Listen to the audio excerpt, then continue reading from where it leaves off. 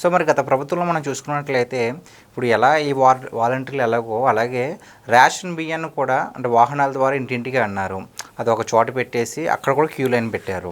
So దాన్ని పాత పద్ధతులుగా తీర్చిదిద్దాలి అని చెప్పేసి కూడా ప్రభుత్వం మళ్ళీ నిర్ణయం తీసుకుంది.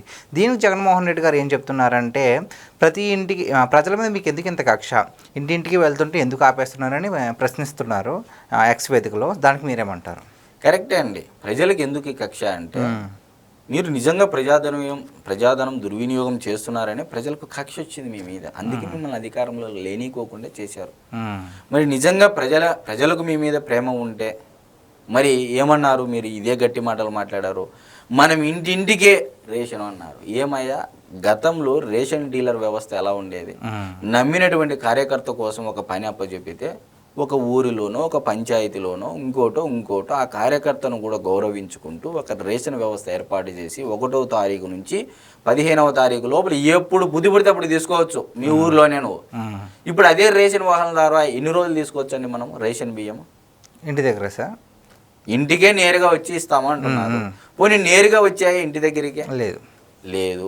ఏ కాలనీలోనో లేకపోతే ఆ కాలనీ ఒక సెంటర్లోనో ఏదో ఒక చోట పెట్టేసి బండి ఒక రోజు వస్తారు, 2 రోజులు వస్తారు, 3వ రోజు ఇంకా రారు. ఇప్పుడు పనులు ఆపుకొని మరి ఆ 2 రోజులు ప్రజలు వెయిట్ చేయాల్సినటువంటి పరిస్థితి. ఒకవేళ రాలేదు అంటే ఈ బియ్యం అన్ని ఎక్కడికి పోతున్నాయి? దళారుల చేతిలోకి పోతున్నాయి. ఇప్పుడు బియ్యం అక్రమ రవాణా అని చెప్పేసి సీజ్ ద షిప్ అని చెప్పేసి పవన్ కళ్యాణ్ గారు కూడా చెప్పారు కదా. అంటే గత 5 ఏళ్లలో ఎందుకు ఈ వాహనాలు తెచ్చారు, ఎందుకు ఇవన్నీ పెట్టారు? ఒకసారి రేషన్ వాహనాల గురించి కూడా మనం మాట్లాడాల్సి ఉంటుంది. మరి రేషన్ వాహనాల గురించి మాట్లాడినట్లయితే వాహనం ఖర్చు ఎంత, ఫ్యూయల్ ఖర్చు ఎంత, అంటే ఇంధనం ఖర్చు ఎంత, మరి డ్రైవర్ యొక్క ఖర్చు ఎంత, వెనకలున్నటువంటి ఆ రేషన్ సరుకులు ఏవైతే ఉన్నాయో అవి పంపిణీ చేసేటువంటి సప్లయర్కి జీతం ఎంత, మరి వెహికల్ మెయింటెనెన్స్ ఎంత, ఇవన్నీ చూడండి మీరు.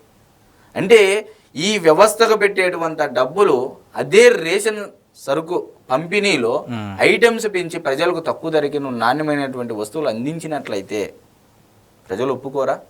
మరి నువ్వు 2-3 రోజులే ఇస్తా ఉన్నావు గత 5 ఏళ్లలో. మరి ఈరోజు 1వ తారీఖు నుంచి 15వ తారీఖు వరకు బ్రహ్మాండంగా తీసుకొచ్చి ఏ టైంలో కావాలంటే ఆ టైంలో అని చెప్పేసి కూటమి ప్రభుత్వం చెప్తా ఉంది.